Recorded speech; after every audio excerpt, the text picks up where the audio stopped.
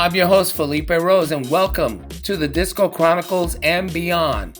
This podcast is about the disco era, the music, the culture, and the impact it's had on the world today, and why disco is still so hot. After successfully touring the world for over 4 decades as one of the original co-founders and members of the world-famous Village People, selling over 100 million records, this disco king truly knows a thing or two about the disco era. So sit back and relax and enjoy my conversation with my guest today. Hello, family. Hello, disco lovers around the world. Welcome to the Disco Chronicles. I'm your host, Felipe Rose. Thank you for watching us on Spotify and hearing us on Anchor FM and on Eagle Pro Radio. Simply download the apps. On today's show, it's my privilege to introduce to you my next guest, whom I've worked with professionally for many years on and off the stage and at weddings, which, by the way, I officiated. Al Magliano was a member of the New York Record Pool, which was the first of its kind in New York City. Al was the first DJ to have a test press of the smash hit In the Bush and took it to Studio 54 and gave it to the DJ so they could set it on fire. Al is the host of several disco pop music shows in the Northeast area. He's on the board of the Vinyl Legends Hall of Fame and is the host of this year's growing yearly event. Welcome to the Disco Chronicles, Al Magliano. Thank you, everyone. And here's my guest tonight, Al Magliano. Al, welcome to the Disco Chronicles. I'm so excited to see you. First of all, I haven't seen you in. It's been a minute. It's been a minute, yes, and I can't thank you enough for having me on your show. And you look great. You don't age. You really don't. Well, I don't know. I think that it's a lack of sleep. Yeah, and some good genes. Well, thank you. We're you've heard of Brian Chin from Record World. Sure. I invited him. We invited him to the show for December because every Monday's booked up. We booked you a few weeks ago, and the really funny thing is that he says to me, like he wrote, and he says, "Felipe, it's really great to finally meet you in my senior year." I mean, we don't think about it because we're still young at heart, right? Absolutely. But I think it's disco, really, and those that love it. I think that's the fountain of youth right there. What do you think? Absolutely. Felipe, when I go to do one of these shows and I MC one of these shows, if it's in a club, as soon as I walk in, I don't do it consciously, but all of a sudden I'm 25 years old again. And I don't mean it. I don't do it consciously. You walk in, you got people from all different walks of life, all different opinions on everything from A to Z. But when we're in that room, we're all young again, and music unites us all. And it's like the fountain of youth, no question about it. You know what? I think that you said something that was really interesting right now, is that, opinions are everyone has different opinions, and everyone comes from various, points in their lives of where they're coming from. But the thing about disco and the music, and those that grew up with it, and those that lived with it and after it, and through their vicariously through their family and friends and older brothers and sisters, there was really no time. We weren't polarized like we are today. Right. I don't think I even heard anyone ever in a club at a dinner table, politics. No, you never heard that. Never. And then when we went out to dance, and you're right, disco music pulled a lot of people together. And that's really the beautiful thing about this particular music. And I'm not saying that rock and roll doesn't do that. It does. But then it becomes more inclusive with the types of music. Like if you go to a hip hop concert, you're going to walk into a big, giant hip hop crowd. And so I think that I can say that for a lot of different forms of music, genre of music, but disco really is eclectic. It's it's got everyone and everything. Gays, girls, guys still thinking that they're single and can cut it on the dance floor. You got the couples that were married once and now they're single and they're back on the dance floor again. It's interesting and how I love how it brought so many people together. I Yeah, don't think well, I don't think we'll ever see that again. no, you won't see it again. And you're right. Other forms of music do that. But when you listen to the words, the harmonies, the strings, the horns, the orchestrations, it's a drug, Felipe. And I can tell you, whenever I turn on some music, I get an automatic smile to my face. It's just organic. It just happens that way. And I also think that adds to our longevity because you're always happy. You're listening to that music. It's a drug. It's seriously like any other drug. It's amazing.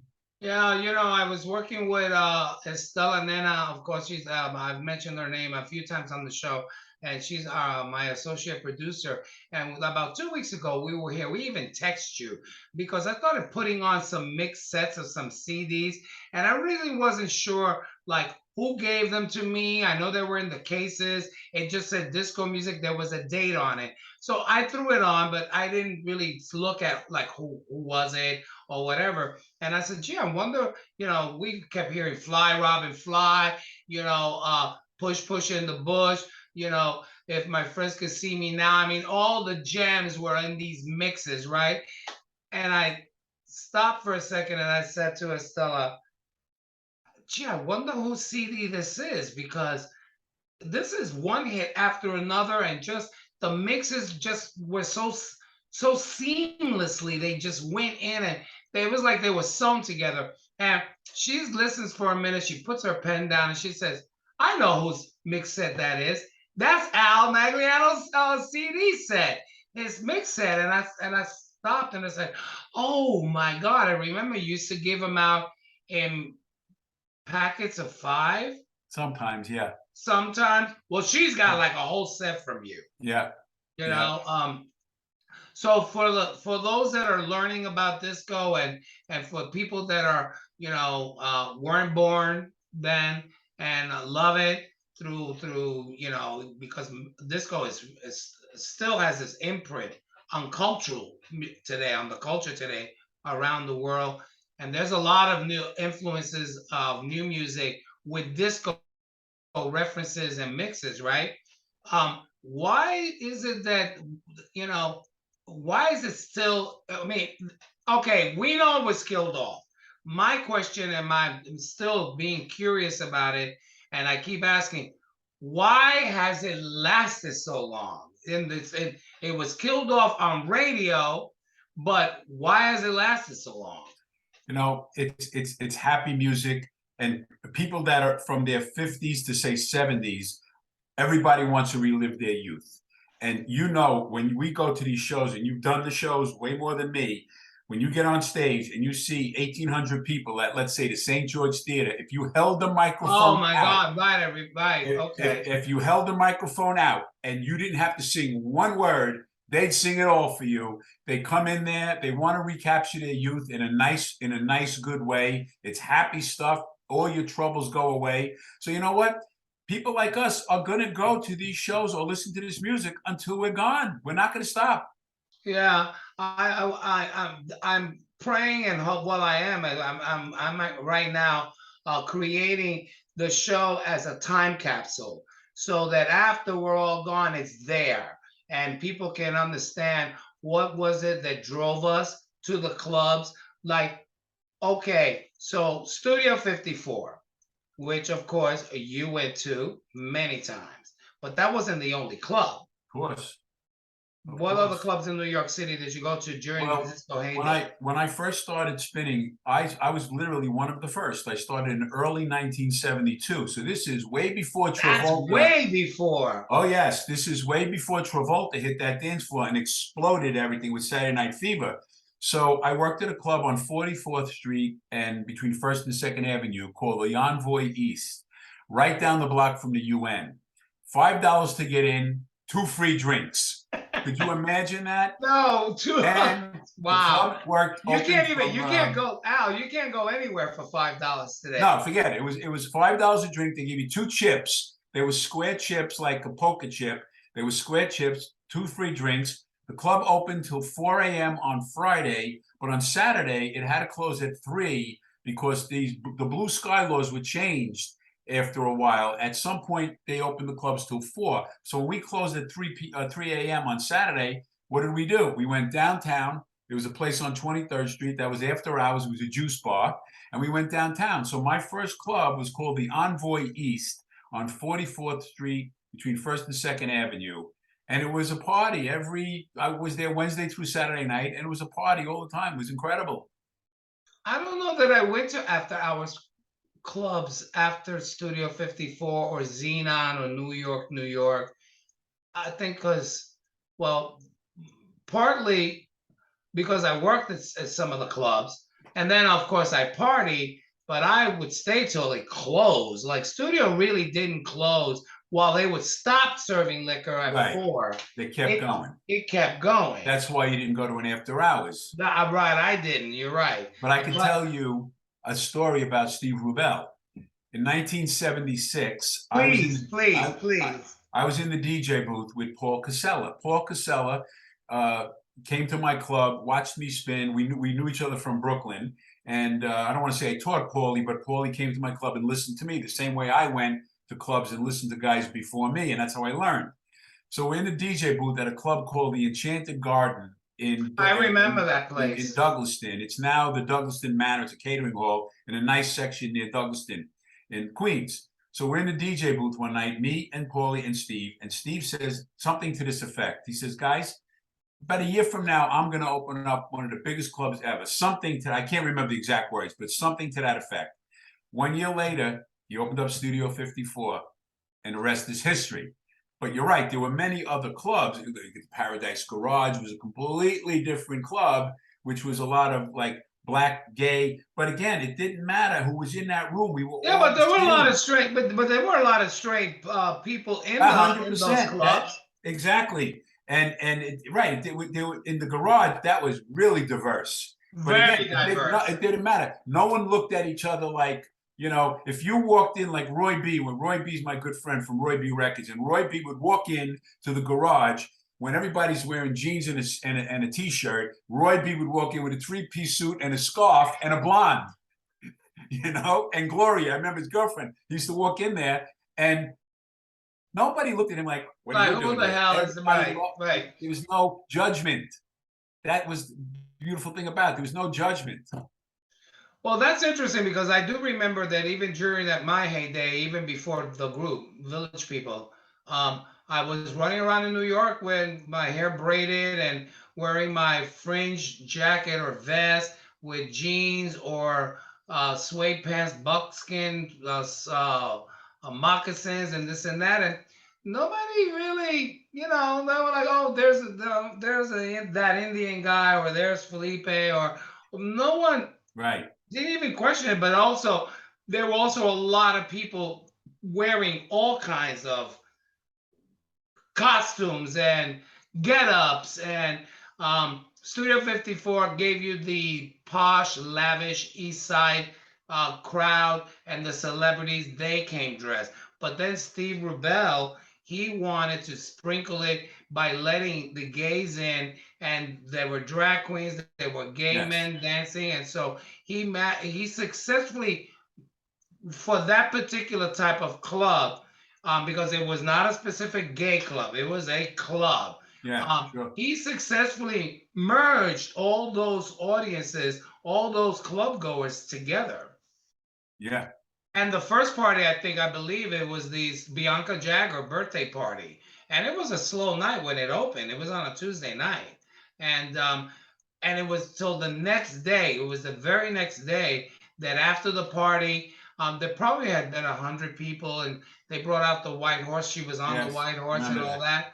But it wasn't until the newspapers, the Post and the Daily News, they threw up all the pictures from the foot. He was very smart that way too. He let the media and the press in and all the newspapers, so that when they released the pictures, the next day of the new club Studio 54, and of course McJag, everyone was there. That's what really got a lot of people like they went nuts. They Sure. had to go. They had to go. And Oh yeah. in fact, the Red Velvet Rope was never really what it became, right? I'm not sure. I just know that he had Mark Benecke, and Mark Benaki, does yeah. he does a show on satellite radio, and I remember him distinctly standing out front, and Steve Rubel would walk outside, and there was one of those standpipes, like those hydrants. It came out of the building, and Steve was so short that Steve would stand on top of that. There was a red like fire hose thing, not a fire hydrant, but it was a fire hose, and it had two things coming on the side, and it was about 4 feet high. And Steve would get on top of that while Mark was picking the people, and Steve would also do direct to traffic, like who he wanted to come in. Not Ian Schrager. I don't remember ever seeing him outside. I don't think Ian. I don't think Ian was out there. He would Right, go. Steve would go out there in that big puffy coat, because it was cold outside. And he would. I remember him saying one evening, yes, you can right, stay, you can go. And it was like, wow. I mean, they were if they didn't look the part, they would have to come back, go home and get dressed and come back. He right, wanted a certain look. right. So here we are in the height of disco, and then all of a sudden the panic button. Someone hit the panic button, which of course I interviewed him in one of my earlier shows. Steve Dahl, the Chicago DJ in 1979 on July 29th, he did the Kaminsky Party record burning party. He thought it was just going to be because he was a rock and roll DJ, and the radio switched his format from rock to disco. Now he was not a disco lover, but now being that he's employed by the radio station, he has to play this music. So what he was doing was he would play like Donna Summer, All Village People, and right before he would end, he would scratch the needle across the record. And that became a thing with all the radio listeners. So then suddenly, um, he was invited by Chicago, the White Sox, to do the record burning party where Yeah, bring your sister's LP and get a free beer and a ticket to go to the baseball game. But it turned into a riot. Then radio freaked out. Would you say that it was corporate radio that killed disco off, and why? I don't. I wouldn't think so, because I think that didn't help. But look, music But has an ex. it started the movement of the It disco started stuff the movement, movement. but music has an expiration. So think about it. When Paul McCartney tours, he has a new album. Maybe Paul McCartney can sell a new album like others, but people don't want to hear Paul McCartney's new album. They want to hear the Beatles.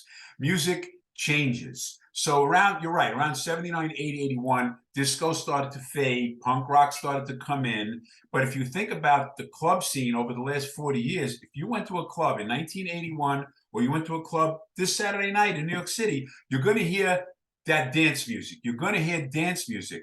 You're not going to hear, like in the 50s, you had rock around the clock. That music changed and it never really came back.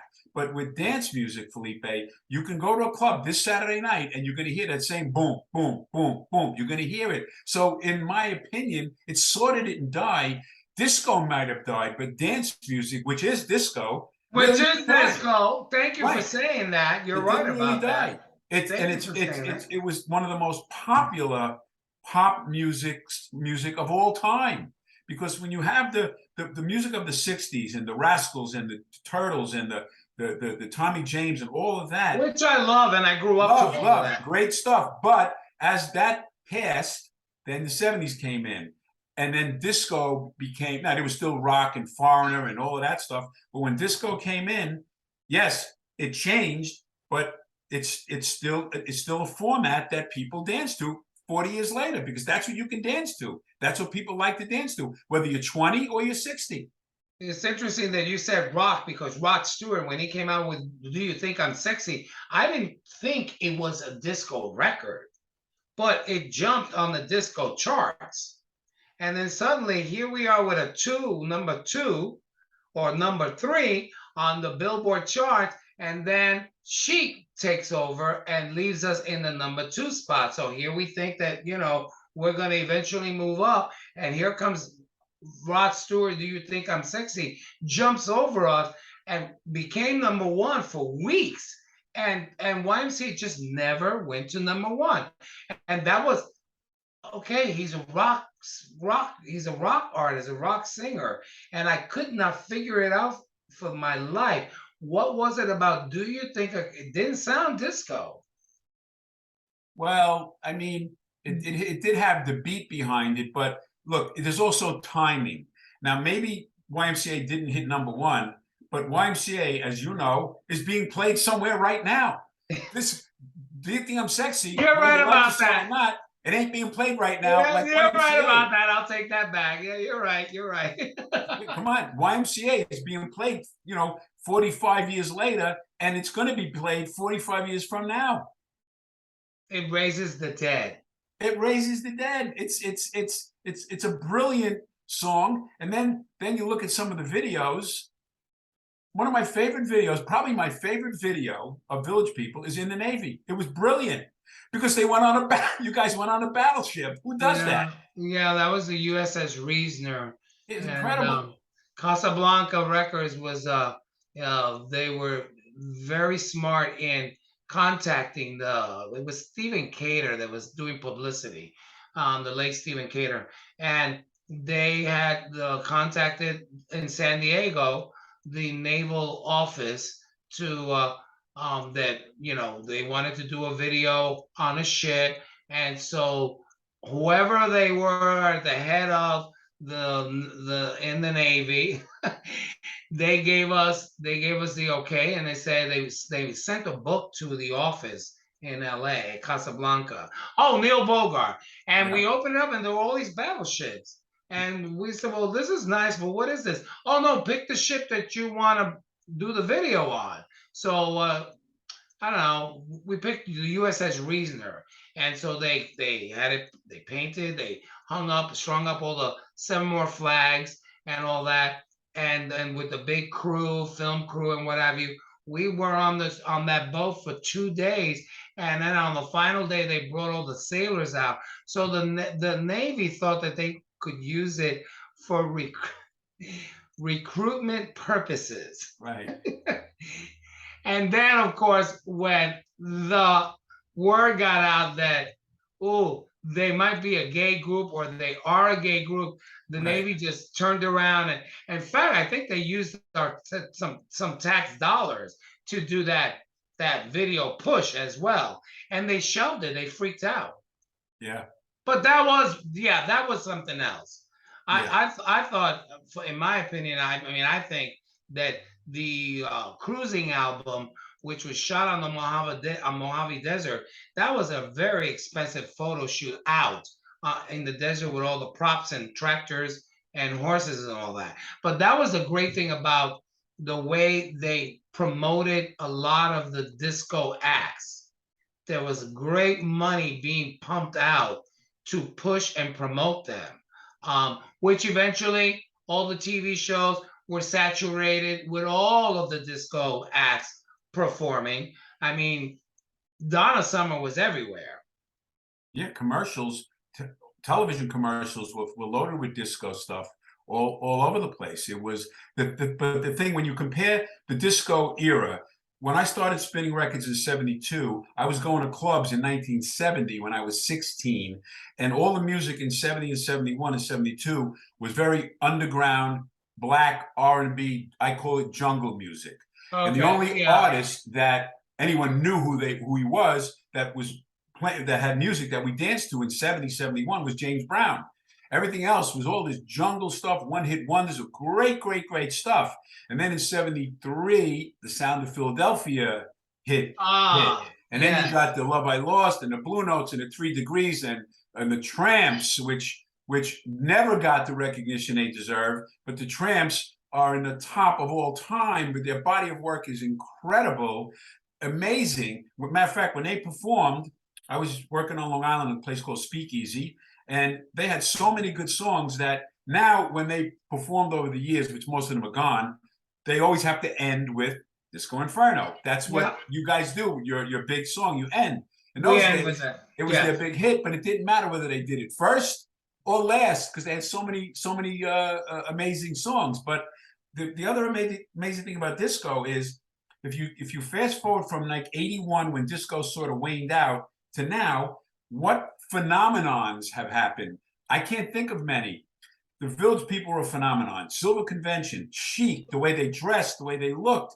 It was everybody had their own look, and it was like dazzling, not just the music, but if you had six guys in the Village People that just wore three-piece suits, the music would still stand up. But think about the visual of the brilliance that's true. Yeah. of putting this whole thing together. That you got chic, you got Village People, you had the Tramps, you had they were all phenomenal. The Silver Convention, the list is endless, endless. The the thing is that the interesting thing is that when we were out came out on the scene, and then we started doing with a band, six-piece band called Bittersweet. They were the proteges of Gypsy Lane out of Philadelphia that Jacques Marley used to work with, and with Bittersweet. And so we would follow the Tramps. They would leave Casanovas or Valentino's in Philadelphia, or near Philadelphia. Valentino's. The Tramps would leave on Friday, and Village People will pull in on a Saturday night.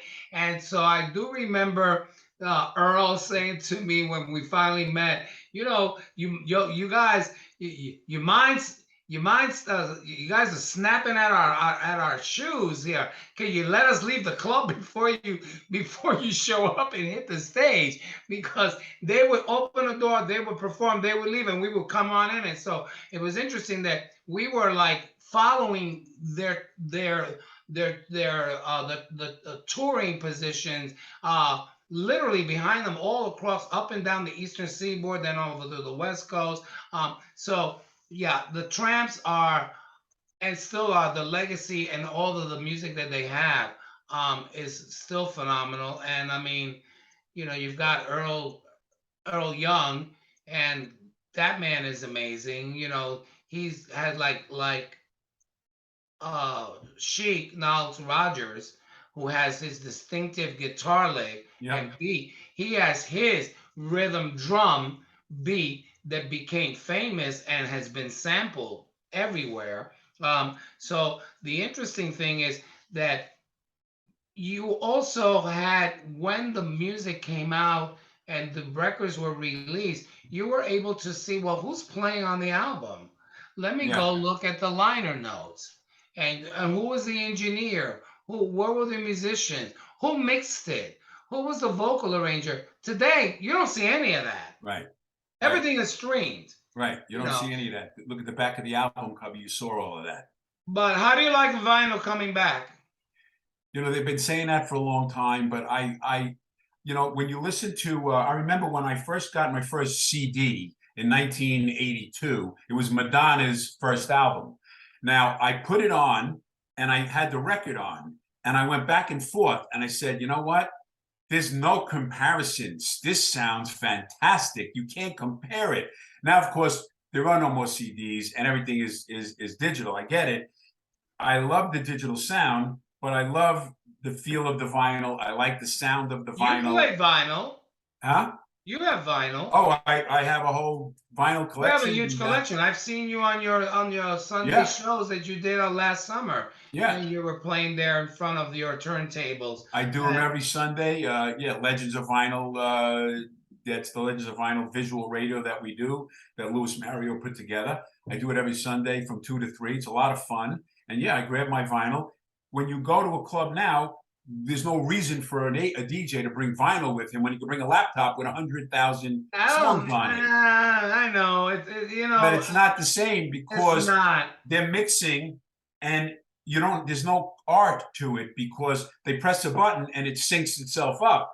All those CDs that I had given you, those were actually mixed in a club in the 70s, and I put them on a reel, and then eventually I transferred them one way or another to a CD. So they were mixed in a club, not in my home, which I could do, but they were on actual club nights. These guys today, there's some guys that are pretty good. They play some good stuff, but if the mix is off, I'm going, how could the mix be off? You just got to press an auto sync button, and then it syncs it right up. So there's not much artwork to it like there used to be. You had to also before you played on Saturday night, you were doing your homework back in those days, picking out all of your disco records and finding out where am I going to mix this song into this one and find that break or find that string section where I'm going to bring in or Yes. something.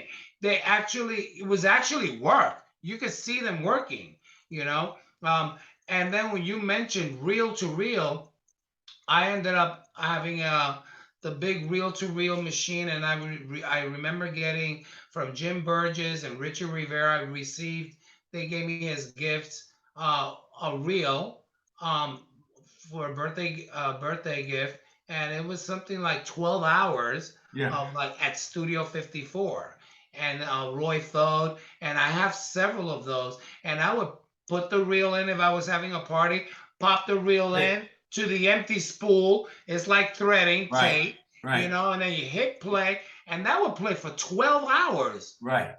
Right. And you don't. I mean, all of this is coming back because obviously people want that nostalgic. They're feeling nostalgic. They are record vinyl records are back now. There's a store in Asbury Park now that they literally have. They were a clothing store and they became sort of like a chic sort of pop store with fun stuff from the 70s, and people then started wanting more of that, and then the guy ended up bringing more vintage clothing and cigarette lighters and all that because people used to smoke back in those days. Oh, But then he took the back of the store and he made it like with a record player, with a turntable, and now he sells vinyl. And I've gone there and I've actually found some of my records, our records, Donna Summer records on vinyl. And now I just need to get a really nice turntable because, back in the day, you do know the Technique turntables had the diamond needle. yeah. I got two of them downstairs. Yeah. Yeah.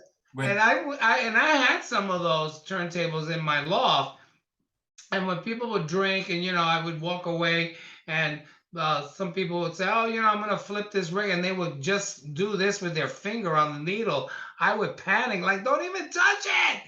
They would scratch it. Oh my God. So the thing is that here we are, we've managed to come this far. We're still having a great time with disco music, and the thing is that now disco is turning into more of like forums and huge concert events. Like there's one in, as you well know, in Florida, Boca Raton, with Denny Terrio. I mean, you've worked with him quite a yes. bit, Oh yeah. and we've worked together. And this one is Franjo Lee, Lime, and Robbie and Joy, He Wave, Fran Jolie, who amazing singer. That one saw her 2 weeks ago in Asbury Park at a private wedding. Then we have Evelyn Champagne King.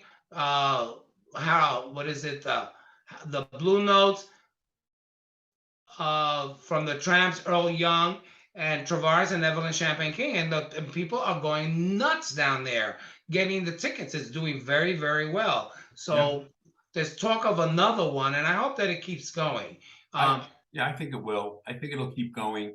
It tends to slow down a little bit in the winter. I did quite a few shows this summer at Eisenhower Park. Is a big venue on Long Island. We did a freestyle show in August. A week later, we did a group called 45 RPM. They're a phenomenal group. I've heard, I know them. Yeah, they play all the one-hit wonders of the 70s. They're not a disco group. It's all No, like Candida, Love Grows Where My Rosemary Goes, Tony Orlando's, Hooked on a Dawn. Feeling, all of that stuff, the Partridge Family, and the people love it. And then the third show, We did the Tramps, Sharon Brown, and First Choice. And at each one of those shows, there was over 8,000 people. Now, it is a free concert, but 8,000 people came to see the Tramps, Sharon Brown, and First Choice.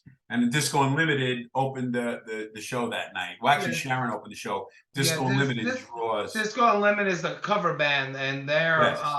but they're basically more New York, wouldn't you say? Yes. They They don't have a travel. tremendous following in New York. They don't do Right. much in any other area. The New York metropolitan area is where they are. But these outdoor shows are so much fun. We did one a few years ago. You and I at the amphitheater out in Bald Hill, way out in Farmingville, Long Island. It was a big outdoor show that you were performed at with who remembers all the usual suspects, Gloria Gaynor and everything. We were there at night with Angelo Russo, who does a lot of the I shows. do love the finales when the whoever the band is closing. They usually it's Travares.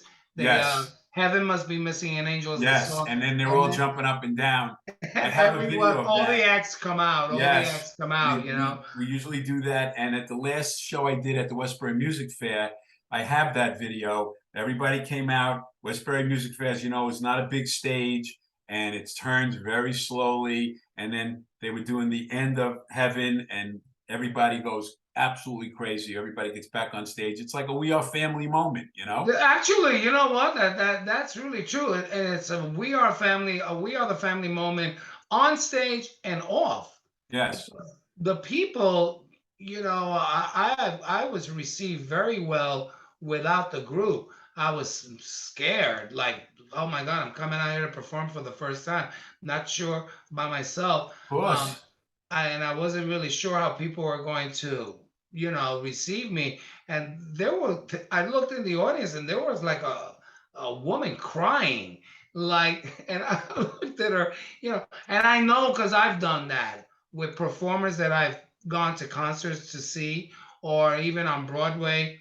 When I met Delta Burke at the play The Masterclass, and I went backstage to meet her, and I was so emotional. I did it with Chaka Khan backstage, and when she sang Through the Fire, and I just lost it and cried backstage, and she sat me on her lap and she said, "Honey, if I could cry, I wish I could, but if I cry, all hell's gonna go down the tube." She said, "Because I take care of so many people. So you cry for me. Cry for me." Yeah. Well, look, when you said that you saw that woman crying when you were performing, it's very simple. I never experienced that because I would see that when I was with the group. I Right. would see that. But But you I didn't was see up it when you there. solo. I was solo with the two girls singing, and I thought, wow, I was really flabbergasted and honored And I at the know same why. time. Because it's happened to me. When I saw Terry DeSario a few years ago, I did a show at St. George Um, Theater, and I never met her. Now, Terry doesn't have a Village People body of work, but she had Ain't Nothing Gonna Keep Me From You, and she did Yes, I'm Ready with KC. And I'm not embarrassed to say it. I was in the wings, but then I went in the first row to sit and watch her. And I have to say, I went backstage and I said, Terry, I was welling up because I always wanted to see one. It's like one of my favorite songs, and they relate that they know you. They feel like they know you because they've seen you so many times. They listen to the songs so many times, and they go, "Wow, that's Felipe. That's the guy from the Village People." And it brings them so much happiness that they tend to get emotional, and it's a beautiful right. thing. Yeah. You brought happiness to you quite honestly brought happiness to millions of people, really. Thank you. And then I feel like I still do because I still see people, wherever I go and I'm introduced.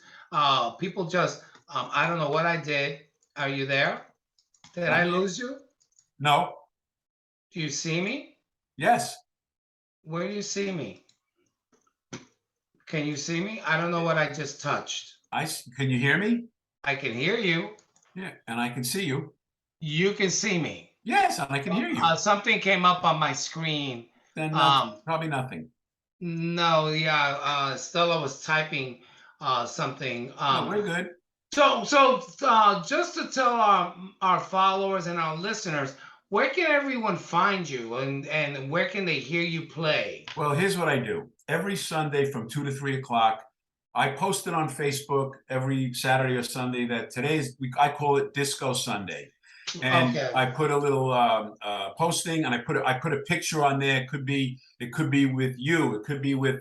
Last week I did Patty Brooks in the picture. This is Patty Brooks at Legends of Vinyl, and I'll say click on the link or type same in Google, so you can listen on any device anywhere in the world. You can listen and watch. So from 2 to 3 on Sunday, yeah, it's 1 hour of the best music that it was ever recorded.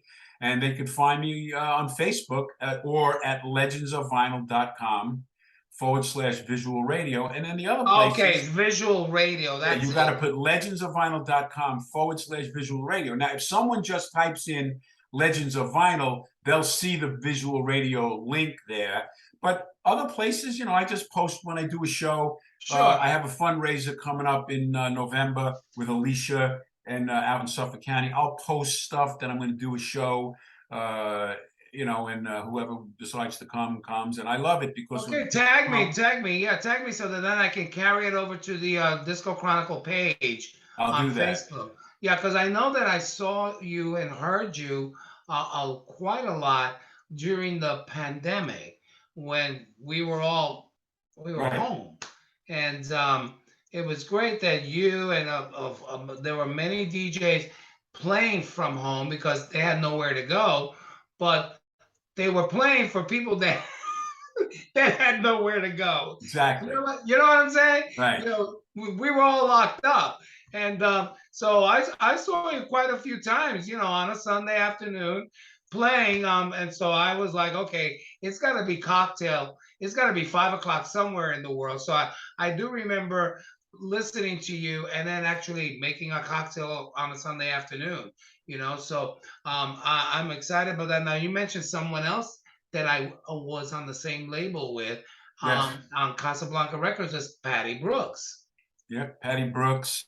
And I know DC LaRue is a good friend of both of ours. He was on your label. Oh, DC, yes. And it's funny because DC, we had a conversation a while ago, and DC was really a disco pioneer. He in 1976 he had Cathedrals. It wasn't on I Will Survive or a YMCA, but he was really a pioneer, and it was a great song. But we had conversations, and I think he regrets not having that one. Like if Gloria Gaynor had nothing else but I Will Survive, she'd still be able to perform. It came close, but it came close because once again, if it was, I always give credit to the DJs. I always say thank you. It was a DJ that heard the record that was released by the label and he didn't like it, and he flipped the record over and said, "Well, what is this?" And it was I Will Survive. Right, exactly. But with DC had a couple of good songs. Let Them Dance was a great song on Casablanca. He had a couple of good songs. I remember that. Yeah, but he didn't have, and he'll say this to you, he didn't have that one hit that would enable him to perform more often today. Because if you say Let Them Dance, even to the disco crowd, they're not going to remember that as well as they would remember some of Francis' songs, Village People songs, or Gloria or Carol Douglas had Doctor's Orders. She has other great songs and she performs them. Midnight Love Affair. Midnight Love Affair, which I absolutely love. Love. I but love Doctor's Orders was her signature song. So, DC, and he was a great performer, and he wrote these songs. He wrote them and he performed them, and he was on Casablanca. You don't get bigger than that during the disco era. That was the label to be on. That was Casablanca Records was like Motown back in the 60s. Casablanca Records was the label, the big disco label to be on. And Patty Brooks had the song After Dark. After Dark, yes. And again, I am still perplexed with why the label did not push and promote singers like her. Right. They Village People, again, is like you said, is a phenomenon. Donna Summer, but the record company, they could have, if they really wanted to, push DC LaRue to really get him out there, like Paul Jabara. But Paul Jabara was more of a songwriter. Yes. He wrote Last Dance. Yes. What was it? The duet between Barbra Streisand and Donna Summer. No More Tears. Enough is enough. Enough is enough. He played that. he played that for me. He called me to go to his condo. He had a red baby grand piano. And he called me and said, I want to play something for you and I want you to tell me if you like it. And so I drove up, parked, ran up. I don't know what I was doing. I said, I can't stay long. So he sits at his piano and he starts playing the song and he starts to sing it. And so when he was done, I said, okay, um, so what is this? And he said, well, it's going to be for Barbara Streisand and Donna Summer. It's going to be a huge disco record. And I looked at him, I said, you're going to put them two together. Good luck with that. I don't think that's going to work out. And I left.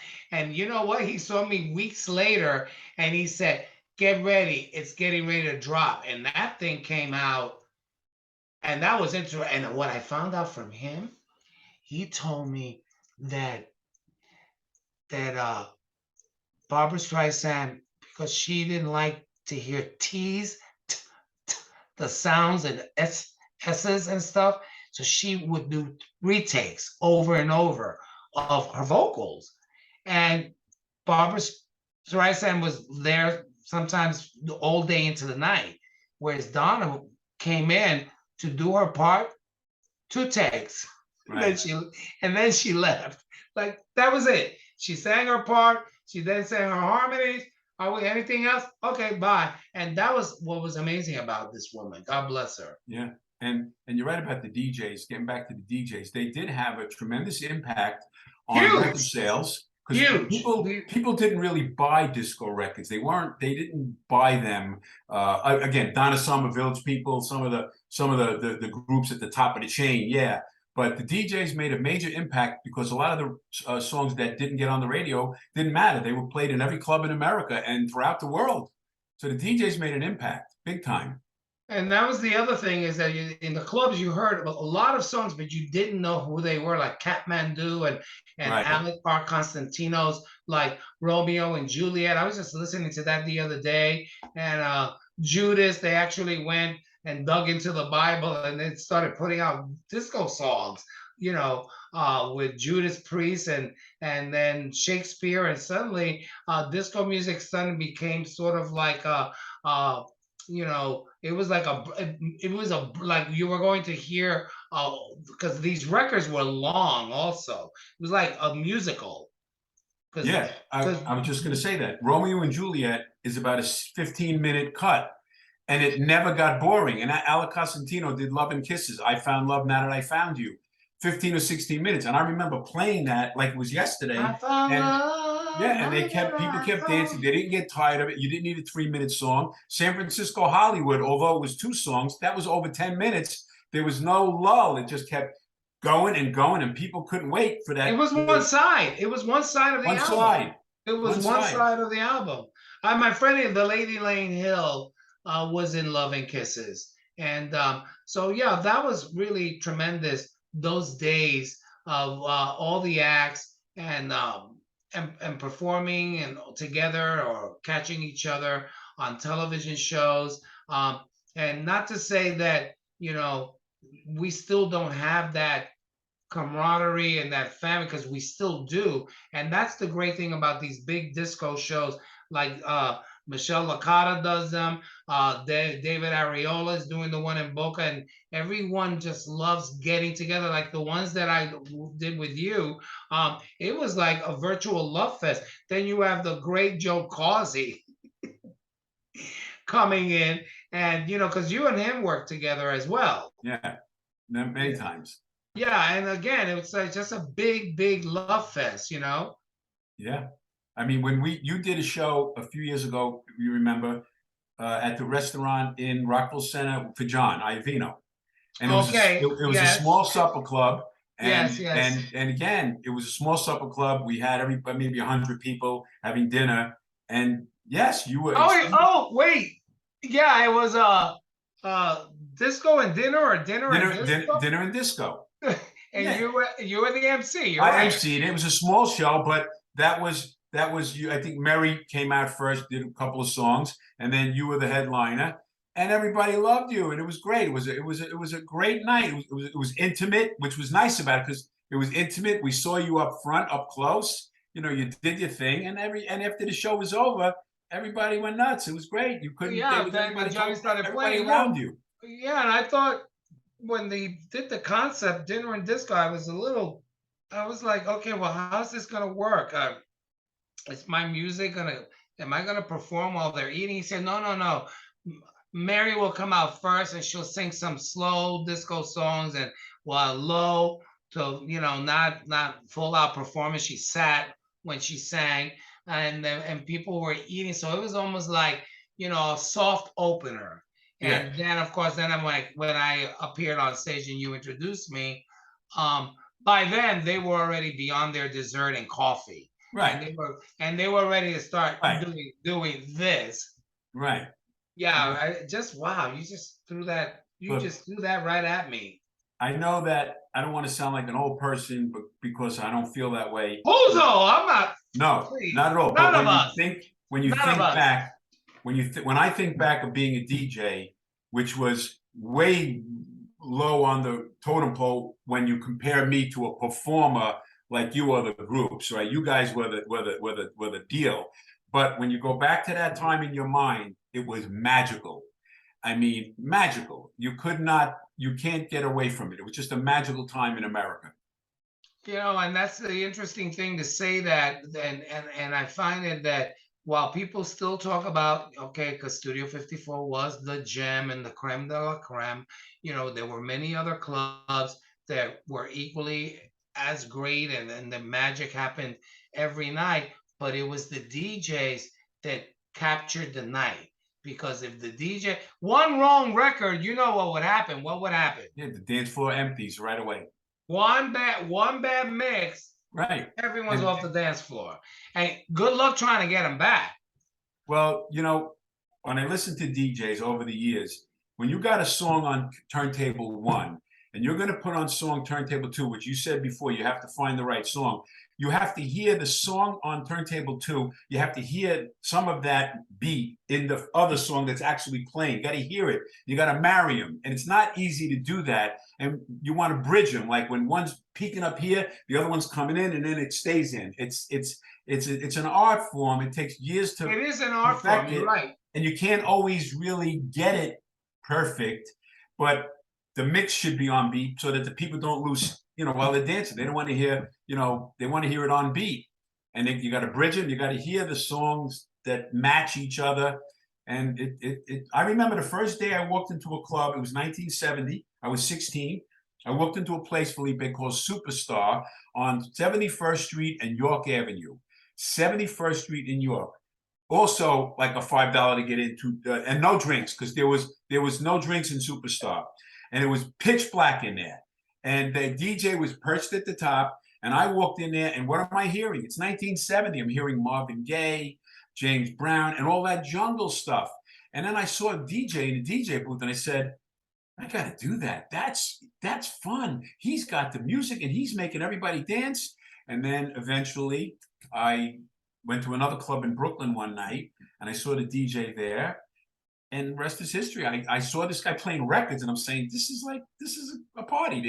There's booze, there's dancing, there's music. And it's a job. You can get paid for it. Yeah, and I remember when I was so young, I loved it so much that the 4 nights I worked, the other 3 nights, I was out. I was at this place Sunday night, this place Monday night, Tuesday night. It didn't matter. I was out 5 days a week, 7 days a week, 7 nights a week. out. And I remember saying, you know what? I'm never going to die. And if I do die, it's going to be in a club. But of course, I got to older and I realized, that's not going to happen. You've made reference, and I'm sure Estella could testify as well, because you've made reference to the age I was 16. Because there were a lot of people that I've been interviewing in this podcast that also reference the age. Oh, they were 17, they were 16. And I'm thinking, because today, you can't get in a club unless, you got to be able to drink, but it's 21 now to drink. Yeah, in my day, our day might have been 18, but I got in. Well, the Superstar was a juice bar, but it was the really popular club, 71. And in 72, I But turned 18. there was no age limit though. You know, I I mean, guess not, because I got in Superstar. They didn't proof. I don't remember being proofed. But then in 72, I turned 18. And then I guess there were clubs that you had to get proofed. But Superstar in Manhattan, it was a phenomenon. It was an amazing place. That's way before the garage. The garage wasn't until 77, 78. now there was another giant club legend, David Oh, Mancuso I was from part of the that. Love. Yes, the loft. That was Right. magic. Well, absolutely. I used to go to the loft parties, and I was one of the first DJs in his record pool. It was called the New York Record Pool, 99 Prince Street. That was where the loft was. Now, for the listeners that are the record pool has been mentioned several times by other guests.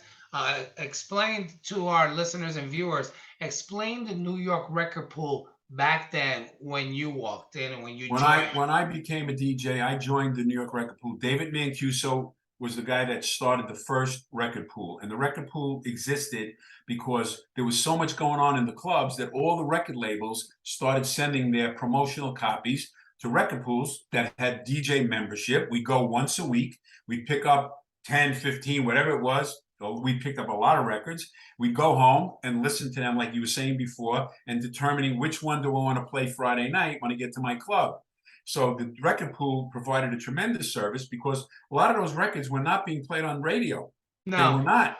You could Donna Summer was on the radio, Village People's on the radio, but a lot of those songs that we played back in 72, 3, 4, they were not on the Love I Lost was on the radio. Tramps, believe it or not, the Tramps did not get a lot of AM airplay. Did not. They got Disco Inferno, yeah, a little bit. That's where the happy people go. Never made the top that 10. was a big song on radio.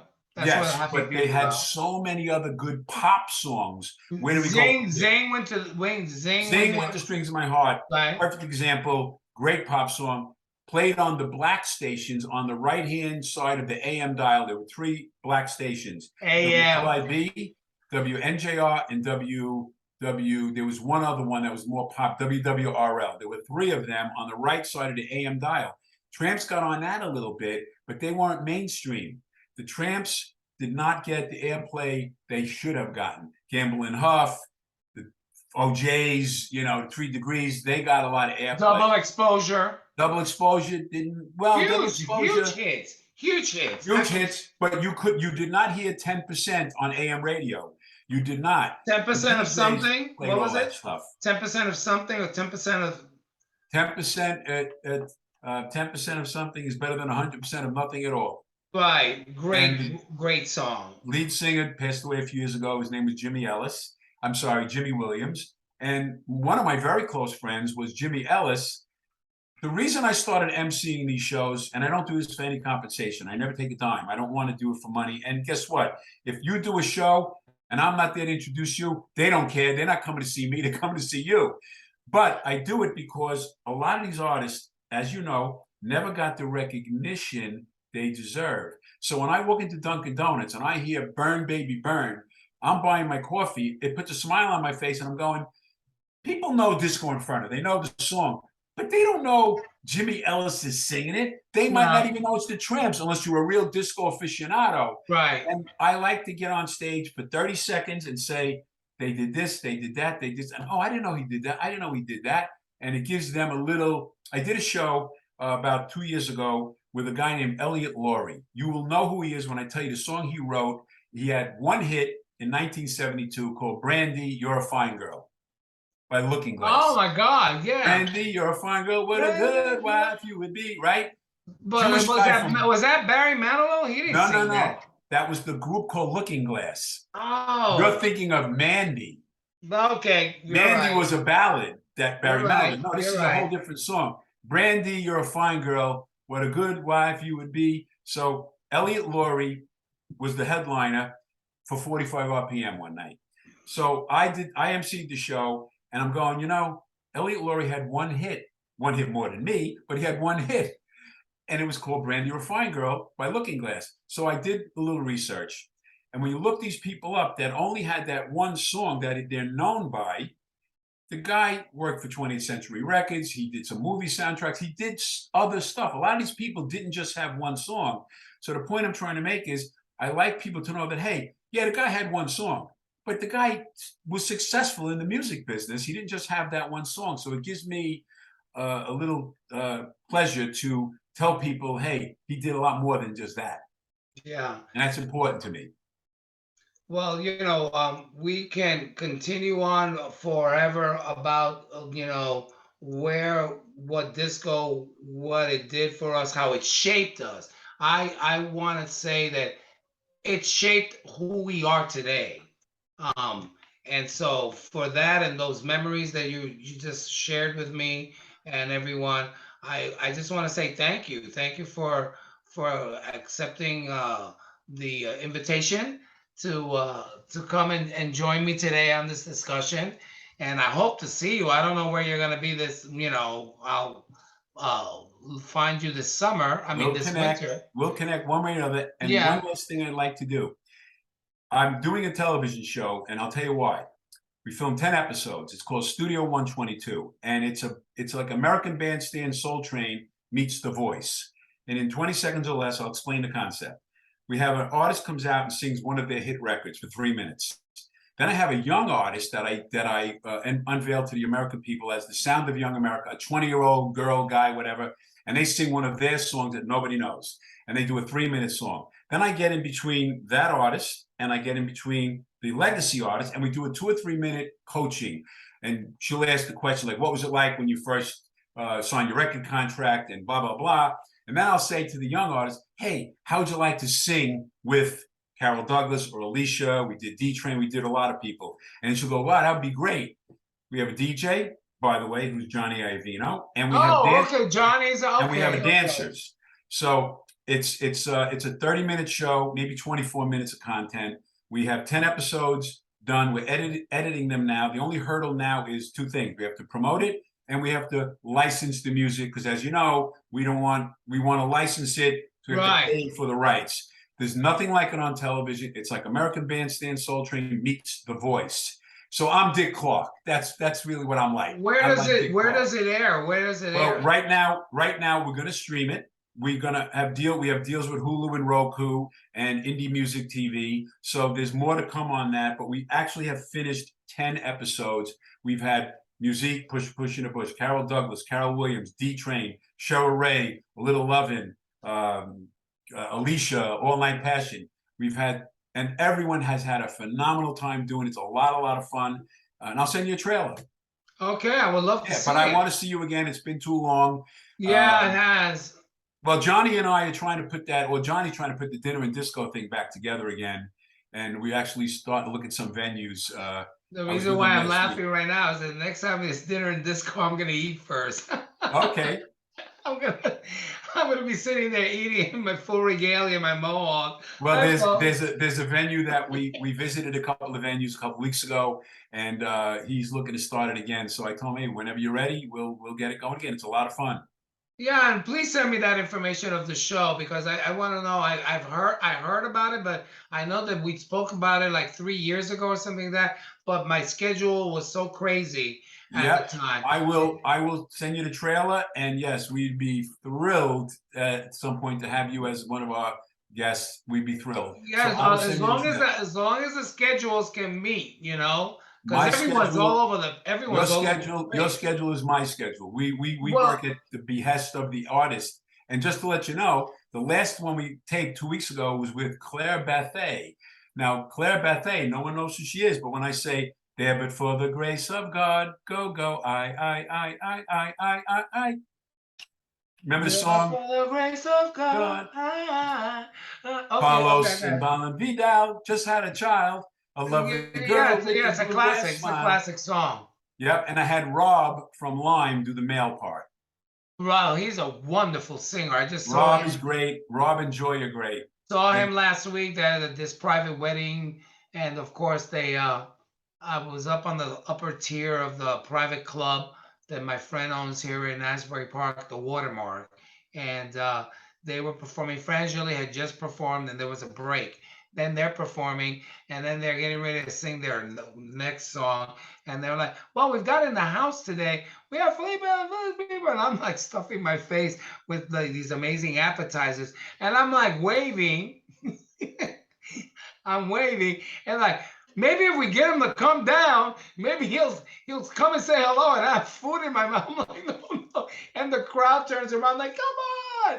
So you know me. Yeah, well, Okay, I I go. can't thank you enough because I think that everybody that has come in contact with you over the number of years, everybody says the same thing, Felipe. You're humble and you treat everybody nice. And when they walk away from meeting you, these are people that are not necessarily friends of yours, and they walk away from meeting you. They never forget that because I talk to these people and they never forget that because when they have a nice experience with someone who they look up to or listen to their music all these years, you have always treated everyone with utmost respect. You're a Thank humble you. guy, and that's the main thing. That's why people love you. Not just your music. That's beautiful. No, But thank it's you. the person and everybody that I've ever spoken to about you after a show, whatever. Oh, he was so nice to me. I met him. He took a picture with me. He didn't get upset with me. And that's amazing. You're Thank a you. No, humble guy, yeah, thank you. I just feel that if these people supported my career, it only takes but a few minutes to give you and they time, never forget it, Felipe. Right, They they don't. you might forget it only because you meet so many thousands of people over the years, but they will remember it in 10 years or 15 years ago. Yeah, I saw him, I met him, and he took a picture with me. They will never forget that. And I always say, it's an honor for me to be with you because you are one of only 6 people on the entire planet that is a founding member of one of the most Oh, iconic thank you. groups of Oh, all time. And I've said it to you before, it's not because I'm on this show. It's true. And that's an honor for me. thank you. So, I started laughing when you were bringing that up, that, about the people and giving time with Rob and Joy when they called me out to, say hello. And of course, I congratulated the groom, the bride and groom. And then they said, "Oh, well, you're gonna sing with us," and they handed me a mic, and I said, "Oh my God, okay." So I sang one of their songs with them, and Yeah. I thought I was getting ready to walk away, and then they played YMCA. So Oh, of God. course, everyone went nuts. Well, right after that, a little while later, this woman walked over to me. That's why I was laughing when you were saying this about being really nice to people and all that. She walked over. I thought she was gonna say something to me, and I told Estella this story. I was speaking to a couple, and she leaned over. I leaned over because I couldn't really hear what she was saying because of the music, and I leaned over, and she gets really close, and she licked my face really slow. And I thought, oh, okay. I'm glad you enjoyed that. So, if it means that I got to get a little face lick, by some fan that is really happy, then fine. As long as she was happy. Right. Okay. So hopefully we'll see each other soon. So, Al, I want to thank you again, everyone. This is Al Magliano. I want to thank him for being here today on the Disco Chronicles. Thank you all for listening to us on Spotify, watching us on Spotify, listening to us on Anchor FM and EagleRadio.pro. Thank you again, Al. I love you, man. Thank you. We'll Love you see you too. soon, and you'll Thank get an you. episode of this You of the got it. show. Thank you Thank so you. much. See you soon. Hi, I'm Felipe Rose, formerly of Village People. I'm going to shake things up with the Saturday Night Dance Fever Tour at the Meisner Amphitheater in Boca Raton on Saturday, November 12th at 7 p.m. Buy a ticket. See you in Boca Raton.